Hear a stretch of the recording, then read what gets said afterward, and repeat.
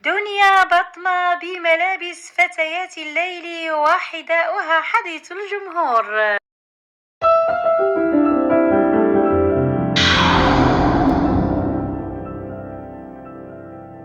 أثارت الفنانة المغربية دنيا بطمة جدلا واسعا بصورة جديدة جريئة من مدينة طنجة شمال المغرب. وظهرت دنيا بطمة في الصورة التي نشرتها عبر الإنستغرام بفستان أسود ضيق وقصير جدا يكشف جسدها بوضوح، وتركت دنيا شعرها الأسود الطويل منسدلا على كتفيها وبدا أطول من فستانها.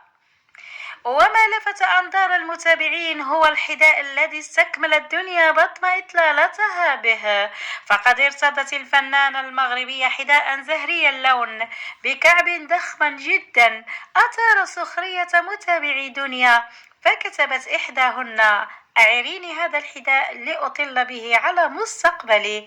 وسخر آخر معقبا: مع دنيا مش حتقدر تغمض عينيك. وشبه آخر ملابسها بملابس فتيات الكابريهات وكتب: دنيا أنت فنانة عظيمة، لكن هذه الإطلالة عيب وعار على جمهورك، خلي هذا اللباس لأصحاب الكابريهات، لا يليق بأم لطفلتين.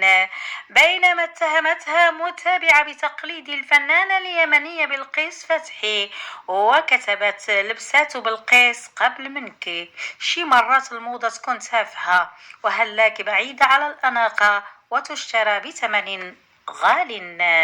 ومنذ قرار المحكمة الابتدائية بمراكش والذي قضى بطلاقها من زوجها البحريني محمد الترك، تنشر دنيا بطمة صورا وفيديوهات بملابس جريئة. ونشرت الفنانة في وقت سابق مقطع فيديو وهي تمارس التمارين الرياضية بملابس جريئة، وأرفقت الفيديو بتعليق: كوني امرأة قوية. وكانت المحكمة الابتدائية بمراكش قد أصدرت حكما بحبس المنتج البحريني محمد الترك 3 شهور وتغريمه 3000 درهم في اتهامه بالتحريض على الفساد في قضية مع زوجته السابقة الفنانة المغربية دنيا بطمة.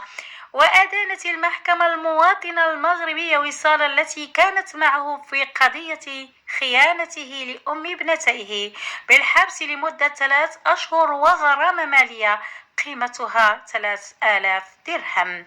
وحكم على عبد المغيث المتهم بالتقاط صور ومقاطع مرئية للتركي ووصال لحساب دنيا بطمة ونشرها دون موافقتهما ب3 أشهر حبسا موقوف التنفيذ وغرامة مالية قدرها 2000 درهم. وقال محمد الترك في تعليق على حسابه بالإنستغرام: مبروك الجولة الأولى، المعركة لا تربح من الجولة الأولى، باقي جولات كثيرة ونفسي طويل. وبحسب وسائل إعلام مغربية أصدرت المحكمة حكمها بعد جلسات عدة انطلقت بعدما اشتد الخلاف بين الزوجين منذ شهور قليلة.